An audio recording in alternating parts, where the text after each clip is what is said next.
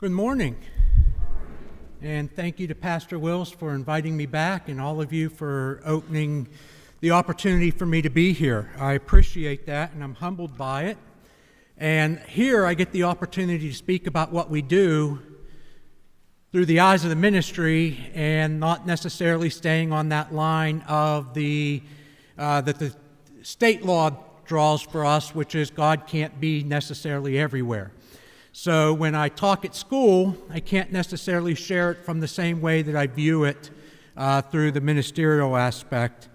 But today I do want to focus on verse 8, which is if you really keep the royal law found in Scripture, love your neighbor as you love yourself, you are doing right. This is a great time of year for teachers, for students, for our bus drivers, cafeteria. This is what we look forward to. It's the start of the school year. Tomorrow morning, we'll be welcoming back nearly 2,300 children to our schools, K through 12. And within that community, we also bus to St. Francis and we bus to CMA.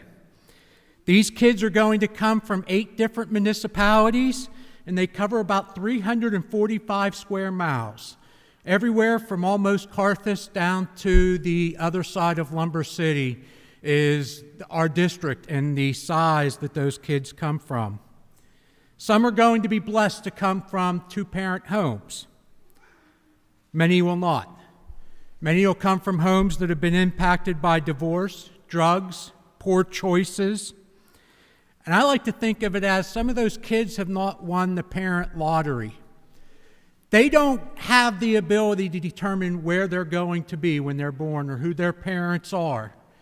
They just get to live through the circumstances of the choices that have been made before them. It's our job to reach out to all of them. Some will be blessed with a secure home and plenty of food. Many will not be in that situation. We have a free and reduced rate of almost 60%. Of 2,300 kids, that means over 1,300 of them qualify for free lunch. We have very few that are reduced lunch. 1,300 kids looking for where their meal is going to come from. Some will be blessed with their clothes, their school supplies, the latest technology, the phones that do everything for them, while many will walk in not having those things at their disposal. We also welcome them back at a time when our nation sees many questioning things. We still have the question of race. We still have the question of equality. We still have history being questioned, world tensions that are on the rise. What is right? What is wrong? What is truth or what is fake news? As a public school, we get to take all of them. We get to take all the kids, the good, the bad, the nice, the mean, the talented, the struggling. They all get to walk into our doors and become, hopefully, for our teachers and our staff, our goal and our purpose and our mission to try to do the things that we can. Because they all are ours, our children of our community. And like I like to say over and over again, they're our kids. When we imply that they're our kids, we imply ownership of who they are. They're not somebody else's child, they're ours. So tomorrow morning we welcome back our kids. Regardless of who they are, what they have, where they come from, they are our children. So we do what we can to help them. The first step is we try to provide the type of supportive people around them who can be an example of love, concern, and caring. Yes, we want to hire the best teacher. But if that teacher doesn't have a heart, and if that teacher doesn't care, and if that teacher isn't going to invest more into their students than just what they present in the classroom, we don't necessarily want to select them as the people to work with our kids. So as such, we've conscientiously looked not only for the best teacher, but for the best person.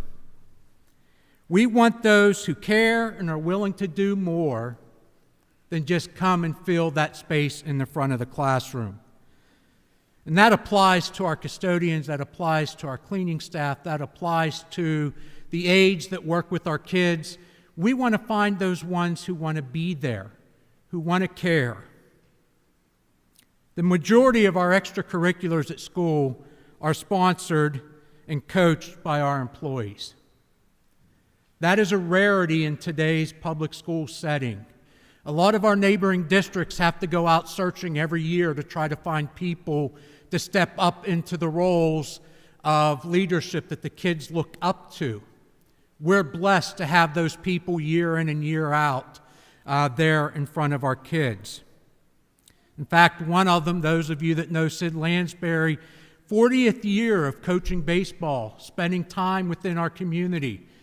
This year picked up his 600th coaching win. Again, a dedicated person who has found a way to connect with kids and continues to reach out to them along the way. We recognize our kids' needs and we try to help them. This morning in Pastor Joni's prayer, she mentioned, Jolene, Pastor Jolene, not Pastor Jo. She mentioned Brody.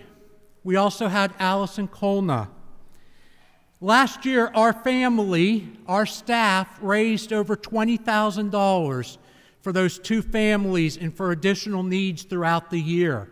That didn't include the Jump Heart or the Jump for Heart fundraisers and the different things that the kids do. That was money that was raised because part of our family, part of our community needed that help and support. And to start this year already, some of our teachers have got together and did fundraisers through the forms of a bake sale and Chinese auction at the schools for Welcome Back Night to help because one of our teachers, Mary Kay, isn't able to start the year with us as she has her health struggles. And we know that she's going to need that. $2,000 already raised from within the community to reach out and to do more for those that are there. We try to get in speakers who can be examples to our kids. Last year, we were fortunate enough to have Mark Marrow and Kevin LaRue, two people that have had to overcome struggles with addiction, challenges in their upbringing, the loss of loved ones, physical hardships, so that they could be where they are and then share a message with our children. And several years ago, we were fortunate enough to have a Holocaust survivor there that was able to speak of the trials and tribulations that he had gone through as well. We need students to see adults who can care, give, and go beyond just doing that. So how else do we reach out to the kids? We now have mental health services K through 12 available in the school. This year, we're working with Clearfield Jefferson Drug and Alcohol, Communities That Care, and the Community Guidance Center to try to get a drug and alcohol counselor in our schools for students grades 7 through 12. We're not going to hide from the fact that our children have needs.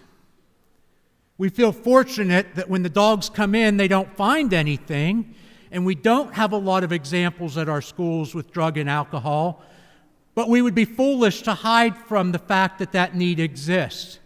So hopefully in the next month or two, we can have available a counselor for those students that have those specific needs. Maybe their parents are aware and they can't get them the help, or maybe that'll be the opportunity for the child to reach out and get the help that they need when there was nowhere else to turn to find it. When it comes to feeding the kids, we have breakfast, we have lunch, we have a summer food program. But we have a lot that go home hungry on the weekends. Fortunately, this past week, had a chance to meet with Pastor Jolene, those from the food bank here in town representing Community Action, and between the Central Pennsylvania Food Bank, the Ministerium, Community Action, we're going to be able to have a backpack program for our kids in the elementary school.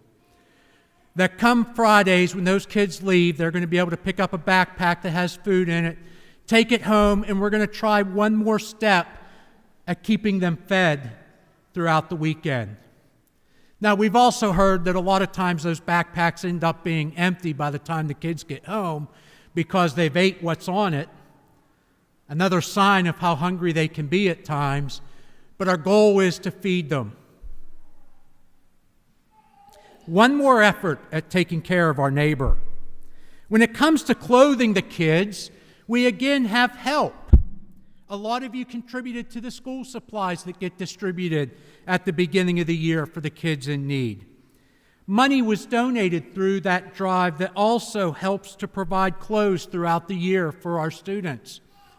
Our nurses know that they can place a phone call and money will be available to them to help whatever that child's need might be.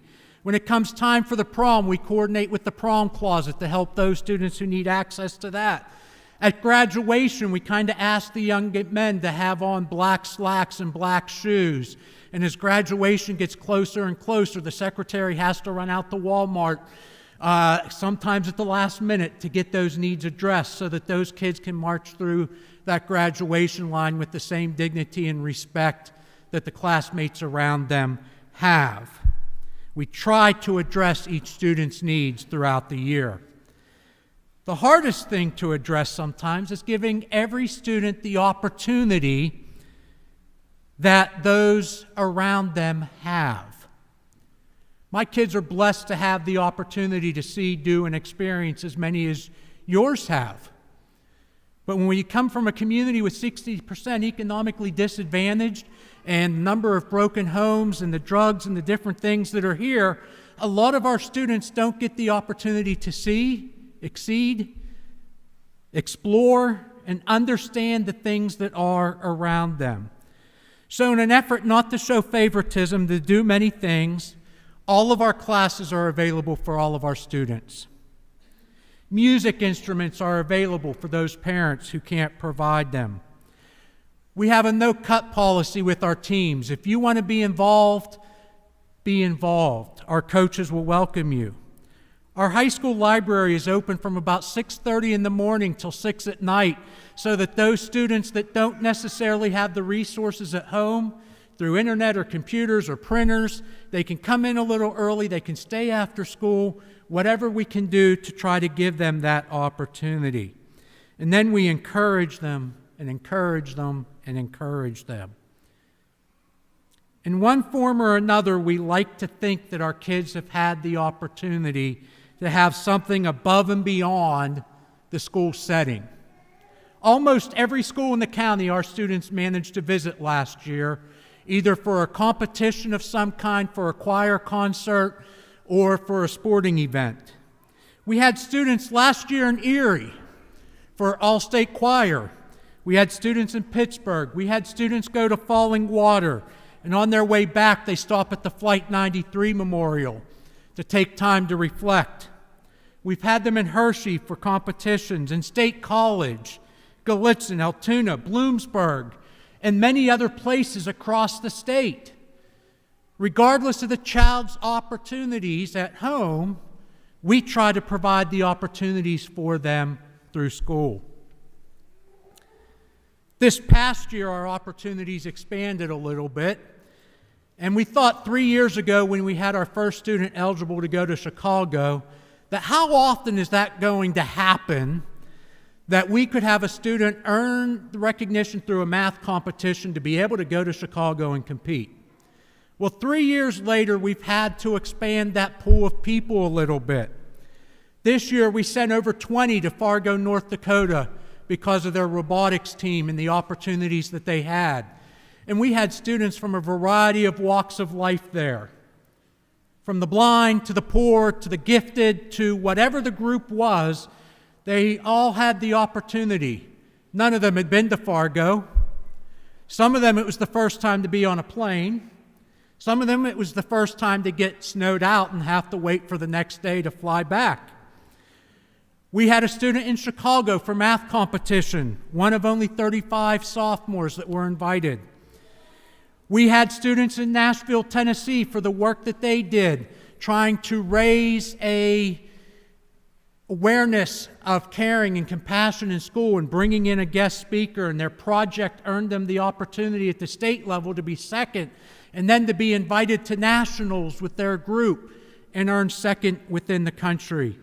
We had a student who was the top carpentry student at CTC that managed to represent us at Louisville, Kentucky at the national level. We had students in All East Choir. We took students to Gettysburg.